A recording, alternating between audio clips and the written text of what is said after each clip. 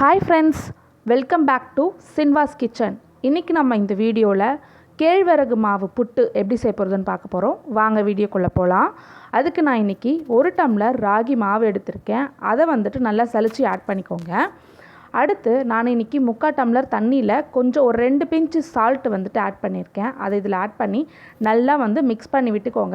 உப்பு தண்ணியில் நல்லா கரைஞ்சதுக்கப்புறமா நம்ம ஆல்ரெடி எடுத்து வச்சுருக்கோம் இல்லைங்களா மாவு, அதில் இந்த தண்ணியை விட்டு நம்ம பிசைய போகிறோம்.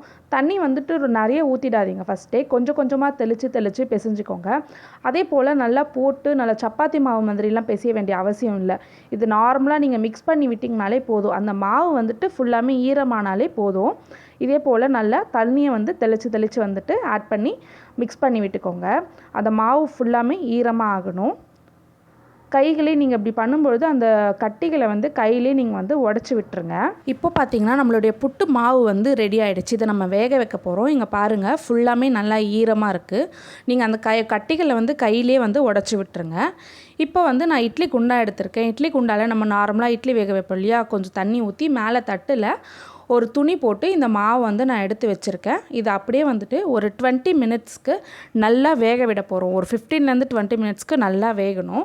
அதுக்கப்புறமா இதை ஓப்பன் பண்ணி பார்த்தீங்கன்னா நம்மளுடைய ராகி புட்டு ரெடி ஆகிருக்கும். இதை நீங்கள் கையிலேயே இப்படி எடுத்து உருட்டு பார்த்தீங்கன்னா அந்த மாவு உங்களுக்கு உருட்டும். அப்படி பார்த்திங்கன்னா இது கரெக்டான பக்குவத்தில் வெந்திருக்குன்னு அர்த்தம். இப்போ நம்மளுடைய ராகி புட்டு ரெடி ஆகிடுச்சு. இதை எடுத்து நம்ம ஒரு பவுலுக்கு ட்ரான்ஸ்ஃபர் பண்ணிக்கலாம். இப்போ ட்ரான்ஸ்ஃபர் பண்ணிட்ட பிறகு நம்மளுக்கு தேவையான அளவு சுகர் ஆட் பண்ணிக்கலாம். நான் இன்றைக்கி நாட்டு சக்கரை எடுத்திருக்கேன். உங்கள்கிட்ட வெல்லம் அப்படி இல்லைன்னா சீனி இருந்ததுன்னா நீங்கள் அதுவும் போட்டுக்கலாம். அதை போட்டு நல்லா மிக்ஸ் பண்ணி விட்டுக்கோங்க. மிக்ஸ் பண்ண விட்டதுக்கப்புறமா நம்ம ஆல்ரெடி துருவி வச்சுருக்க தேங்காவையும் இதில் ஆட் பண்ணிக்கலாம். இது மேலே போட்டுக்கோங்க. இப்போது இது நல்லா மிக்ஸ் பண்ணி விட்டுக்கோங்க. உங்களுக்கு தேவைன்னா நீங்கள் ஒரு ஸ்பூன் நெய் கூட விட்டுக்கலாம். அப்போ சூப்பராக இருக்கும் டேஸ்ட்டு. இப்போ பார்த்திங்கன்னா நம்மளுடைய ராகி புட்டு ரெடி ஆகிடுச்சு. இது ரொம்ப டேஸ்ட் அண்ட் ஹெல்த்தியும் கூட.